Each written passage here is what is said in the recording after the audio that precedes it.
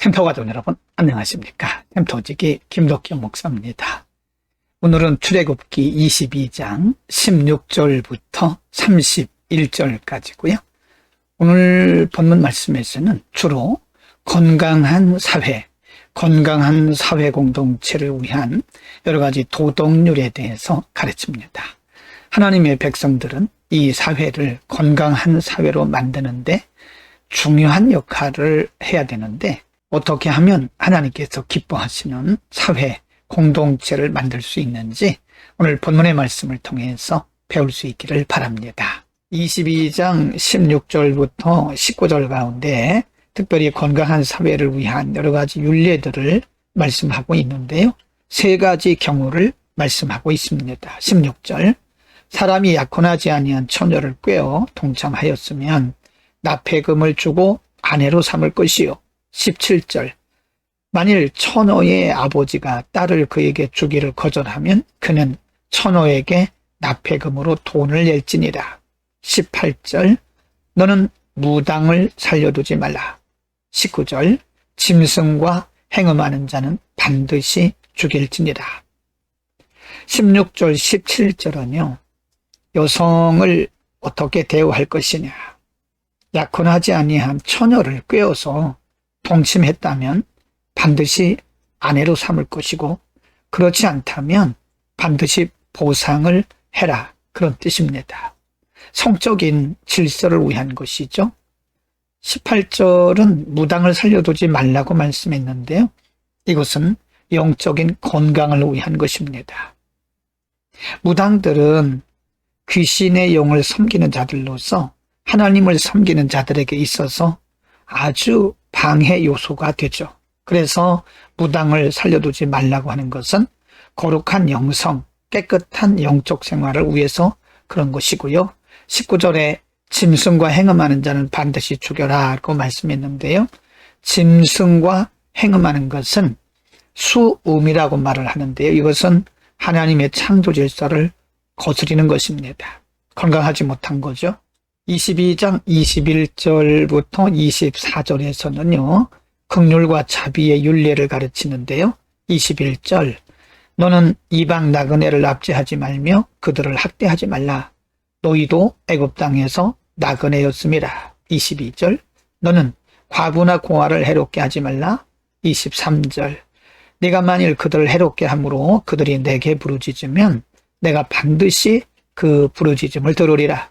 24절, 나의 노가 맹렬함으로 내가 칼로 너희를 죽이리니 너희의 아내는 과부가 되고 너희 자녀는 공화가 되리라. 자비와 긍휼, 하나님의 속성입니다. 자비와 긍휼을 베풀라는 거죠. 나그네, 그리고 과부, 고아는 사회적 약자들입니다. 사회적 약자들을 멸시하거나 함부로 하지 말고 압제하지 말고 그들을 돕는, 그들을 보호하는 긍휼과 자비를 가지라, 그런 뜻이죠. 또 그들에게 해롭게 한다거나 아니면 그들을 멸시함으로써 하나님께서 그들에게 어떻게 행할 것인가에 대한 경고의 말씀도 있습니다. 23절, 24절이 사회적 약자들을 멸시하거나 압제했을 때에, 그들을 학대했을 때에 하나님께서 반드시 진노할 것을 경고하고 있습니다. 22장 25절, 26절, 27절에서는요. 가난한 자들을 어떻게 대할 것인가.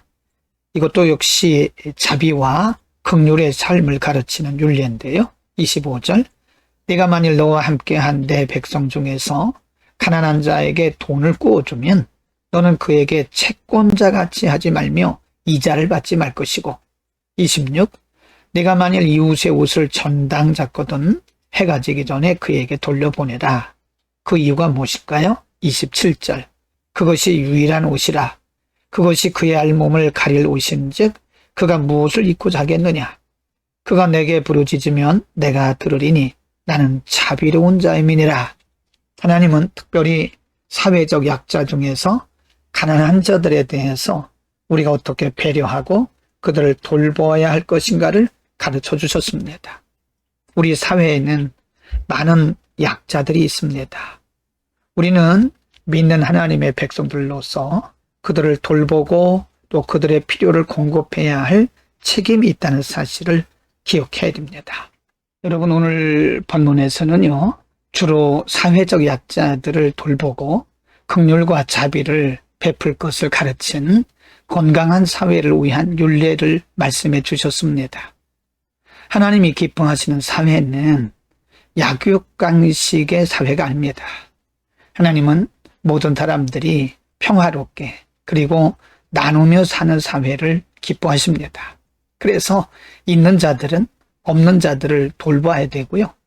있는 자들은 없는 자들에 대한 분명한 책임이 있다는 사실을 알아야 됩니다. 그래서 사회적 약자들을 우리가 그리스도의 사랑으로 돌봐야 되고요. 잠언의 말씀처럼 우리가 그들을 학대하거나 멸시하는 것은 그를 지으신 하나님을 멸시하는 것이나 다름이 없습니다.